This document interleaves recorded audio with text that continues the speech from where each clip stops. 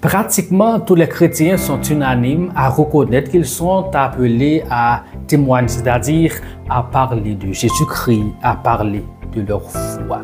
Jésus lui-même a dit « Quiconque aura honte de moi et de mes paroles, le Fils de l'homme aussi aura honte de lui quand il reviendra dans son règne. » Il s'agit ici d'une incitation à représenter le Christ, à être son ambassadeur. Mais quand il s'agit de porter la parole théologique en public, sur la place publique, est-ce que tous les chrétiens sont appelés à le faire?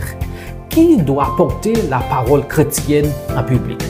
Voilà autant de questions auxquelles nous allons essayer de répondre dans le cadre de cette vidéo.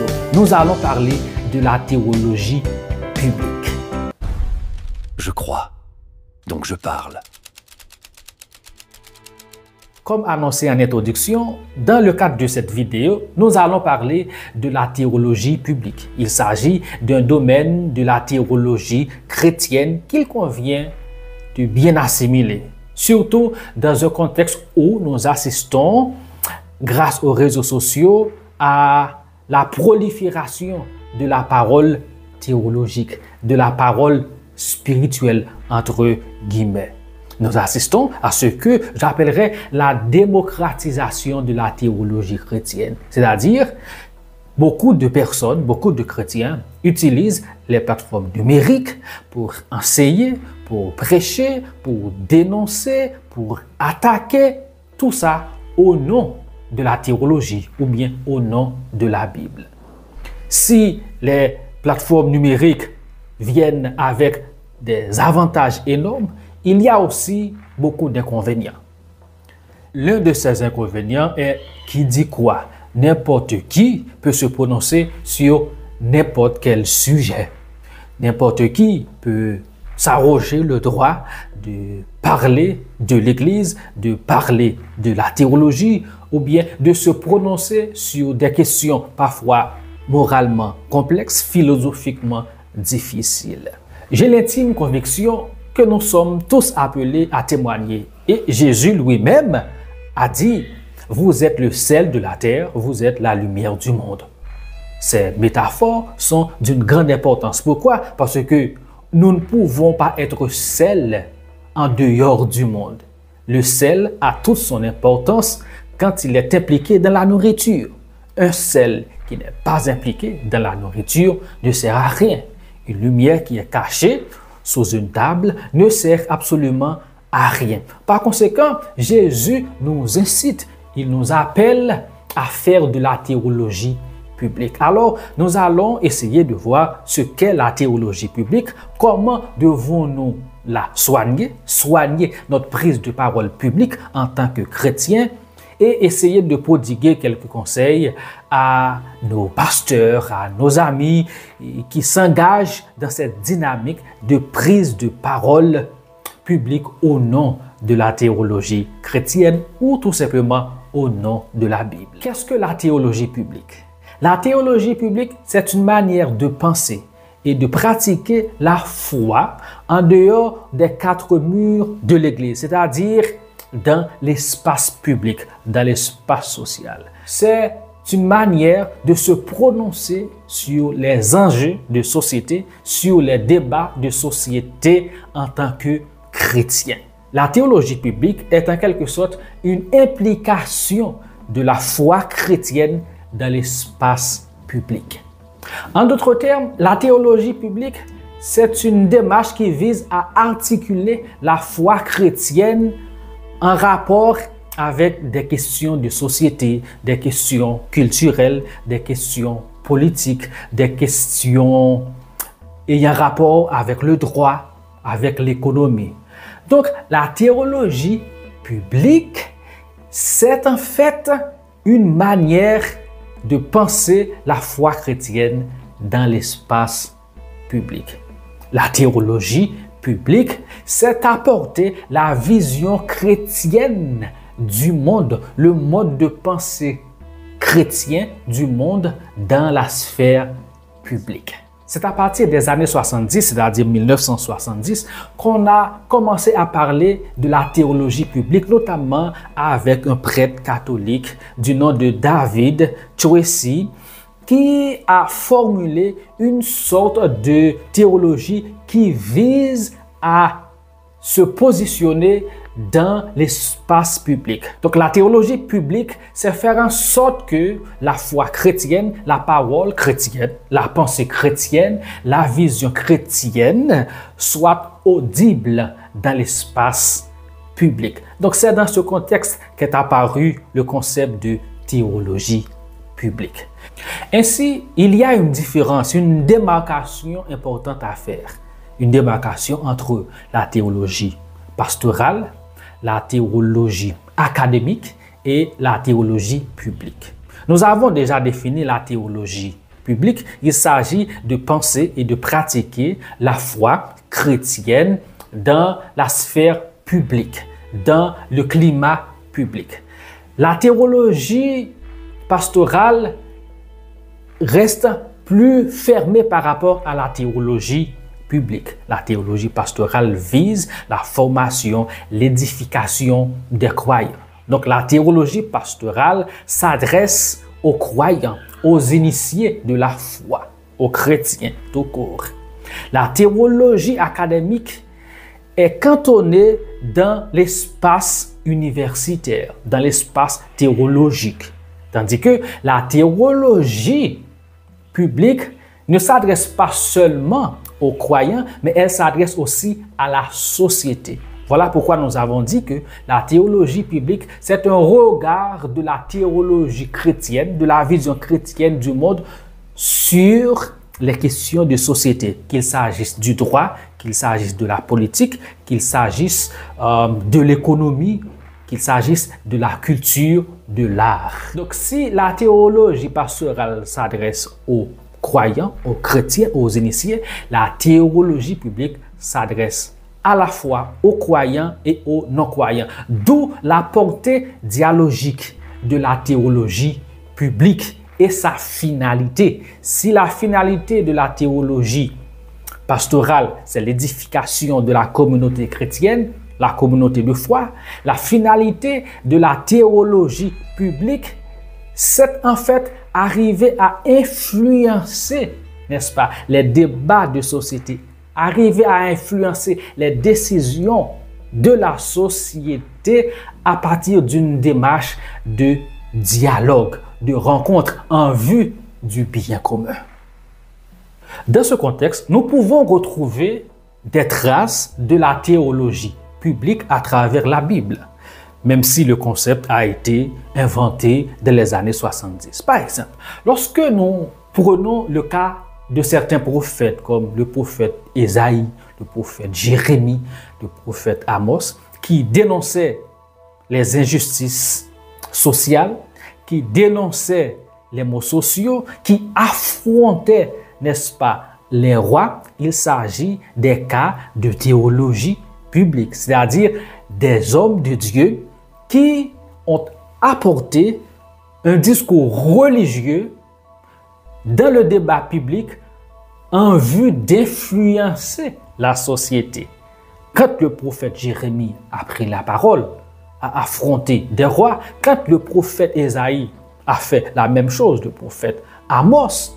Donc, il s'agit en fait d'une démarche qui visait à améliorer la vie en société, à changer de conduite, à changer de comportement, à influencer les décisions des rois.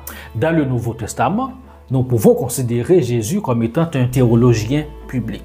Lorsque nous considérons par exemple le sermon sur la montagne, Matthieu 5, 6, 7, il s'agit d'un cas de théologie publique où Jésus porte un regard religieux, n'est-ce pas, sur la société de son époque. Jésus affrontait non seulement les religieux, les sadducéens, les pharisiens, mais il affrontait aussi les hommes politiques. Il portait un regard, je dirais, holistique, global sur la société, parfois un regard qui prenait la forme de dénonciation un regard qui prenait la forme d'homélie, un regard qui prenait la forme d'enseignement, un regard qui prenait la forme de dialogue, etc.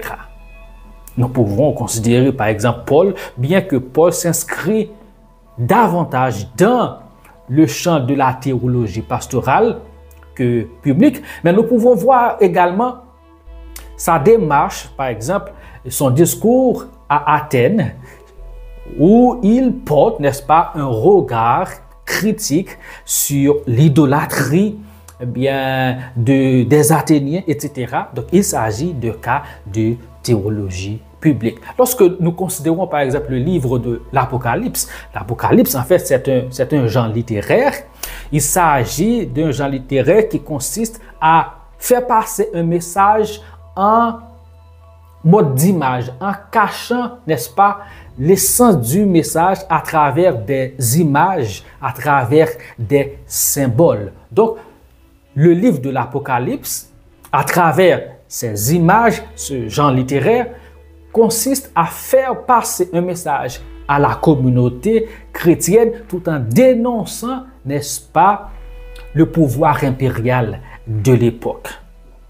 C'est vrai, c'est un livre qui s'adressait à des croyants, un cas typique de théologie pastorale, mais aussi qui a une portée de théologie publique et même, je dirais, une portée de théologie politique parce qu'il touchait dans le livre, c'est-à-dire l'apôtre Jean, la question du pouvoir de la politique. Considérons quelques exemples en dehors de la Bible.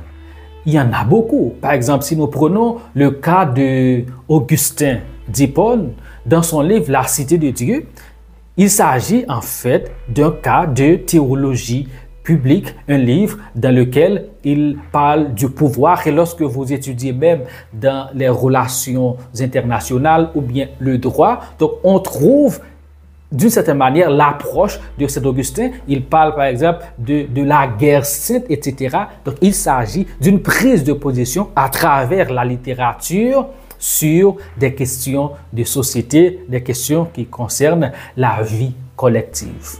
Prenons le cas de Saint Thomas d'Aquin.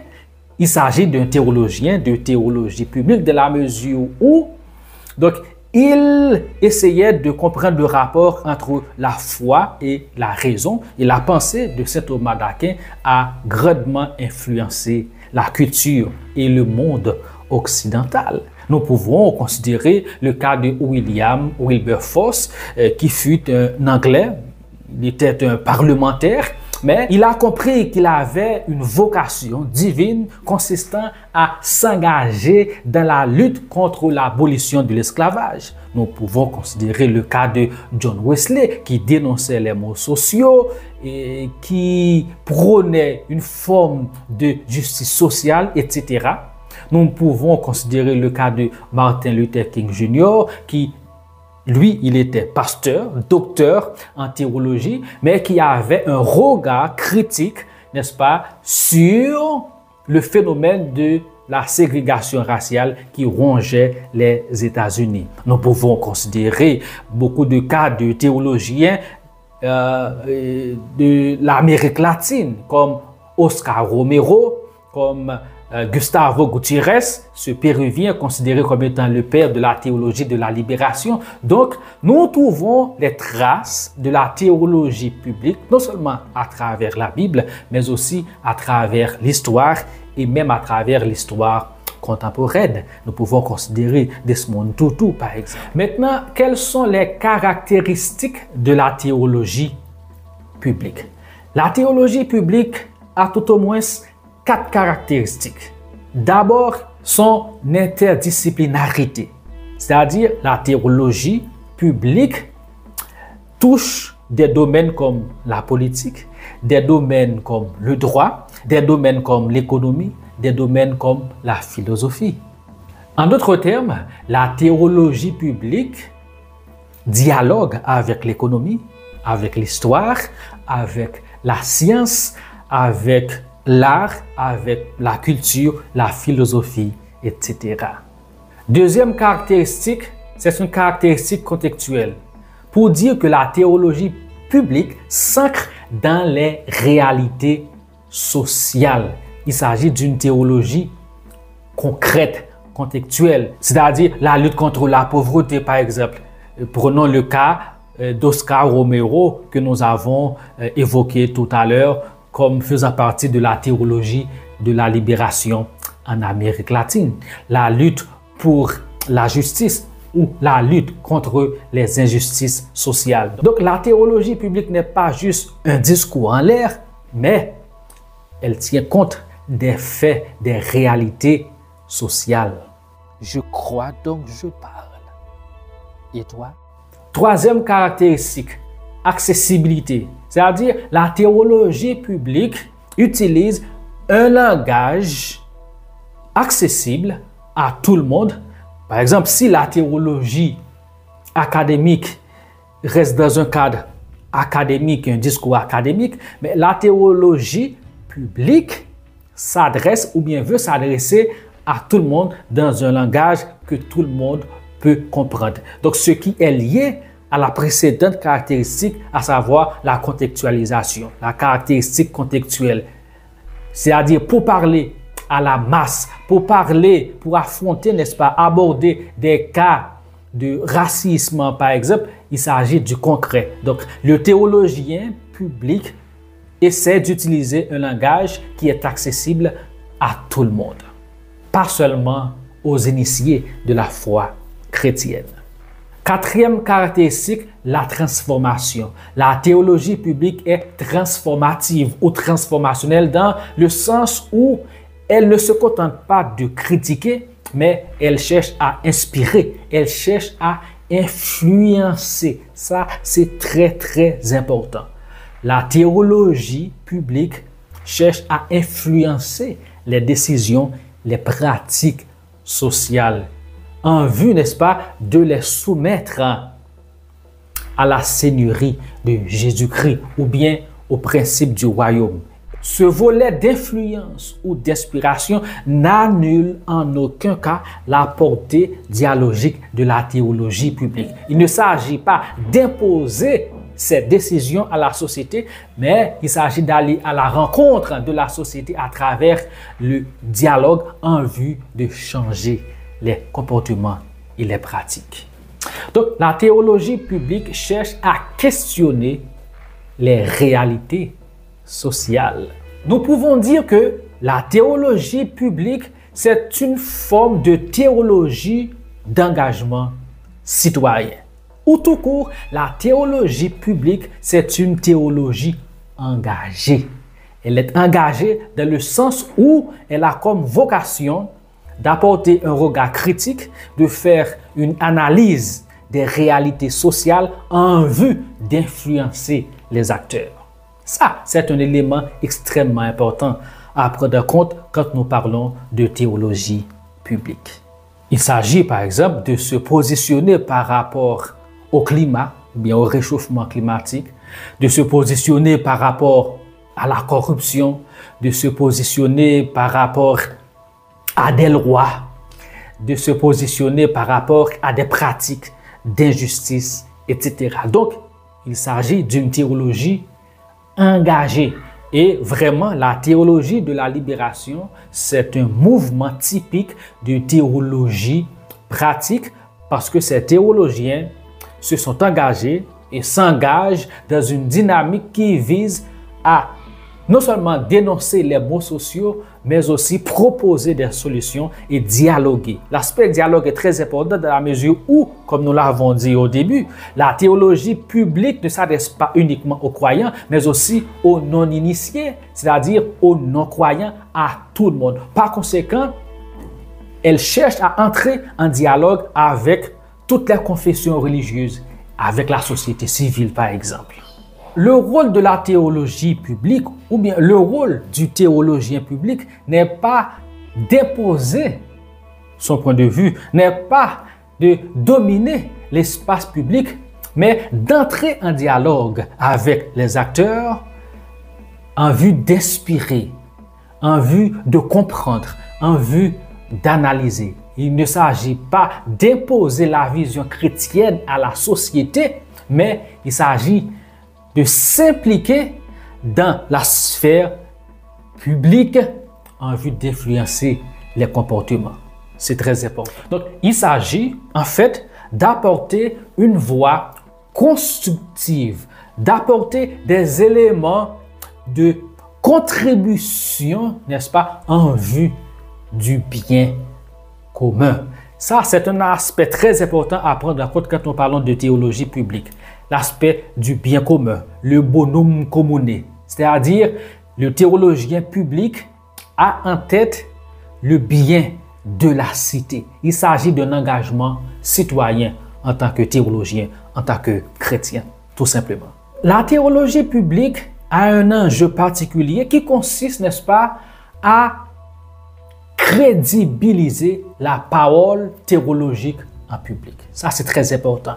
Surtout, aujourd'hui, nous assistons à un phénomène qui consiste à décrédibiliser la parole théologique en public par des hommes et des femmes d'église.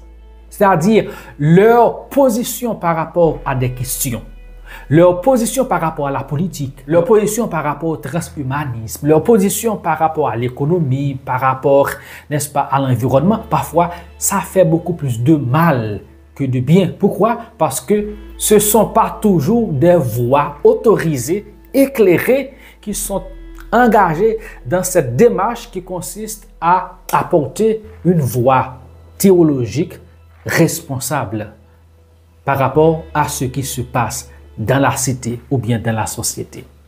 Je crois donc je parle.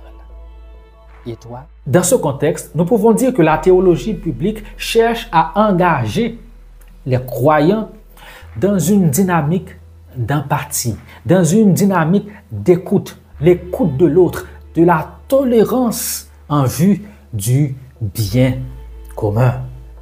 Dans beaucoup de sociétés, notamment les sociétés occidentales, nous assistons au phénomène de pluralisme, de sécularisme, où on a tendance à pousser le dos de l'Église dans la sphère sociale, dans le débat public. Une tendance qui consiste à pousser l'Église dans ses retranchements.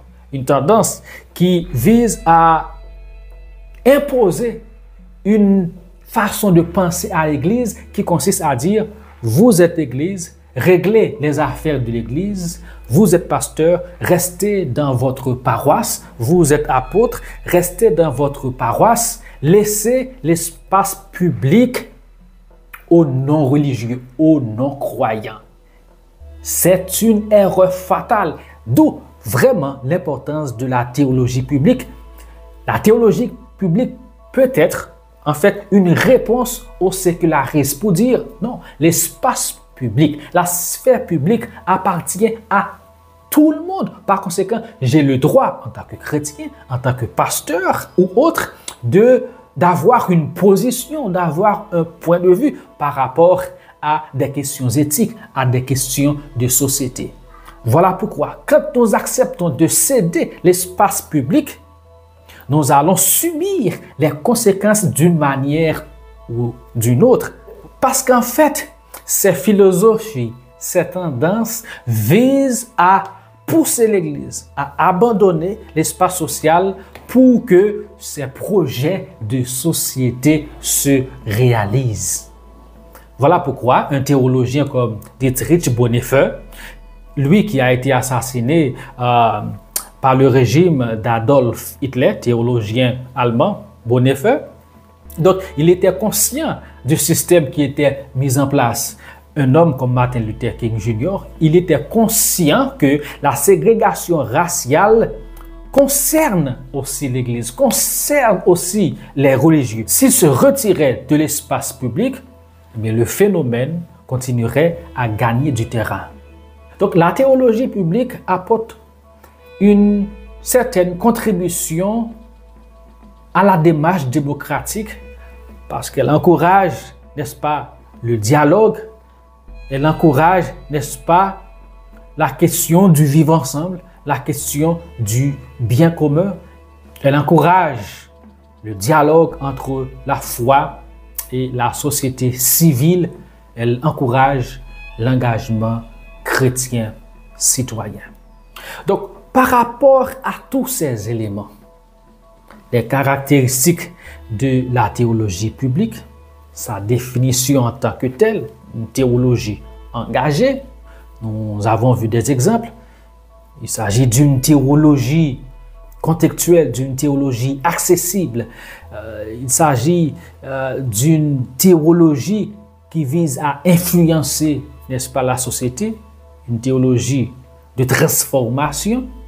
Maintenant, est-ce que une fois qu'on est chrétien, on est appelé à se prononcer publiquement sur ces questions-là, c'est-à-dire le droit à la politique, car nous avons vu que la théologie publique, l'une de ses caractéristiques, c'est l'interdisciplinarité. À mon avis, la meilleure attitude serait, on est d'accord qu'on est chrétien, mais nous n'avons pas les mêmes compétences, nous n'avons pas les mêmes capacités, nous n'avons pas les mêmes dons, nous n'avons pas les mêmes aptitudes pour nous prononcer sur tout. Personne ne peut se prononcer sur tout.